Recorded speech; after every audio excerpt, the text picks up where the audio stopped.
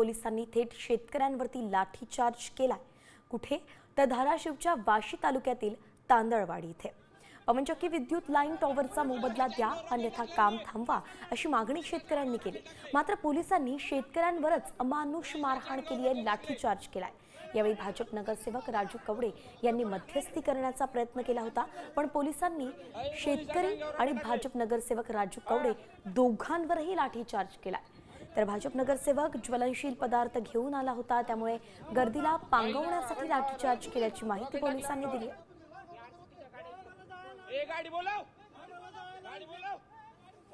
या ज्वालाग्रही पदार्थाला आग लागून या ठिकाणी कमीत शेतकरी, पोलीस आणि संबंधित जे काही संशयित इसम यांच्यासह 25 ते 30 लोकांच्या जीवितास मोठ्या आणि गंभीर प्रमाणात धोका निर्माण झाला असता तो संभाव्य धोका टाळण्याच्या उद्देशानं सौम्य बळाचा वापर करून तातडीने जमाव पांगवलेला आहे। परिस्थिती शांत आहे।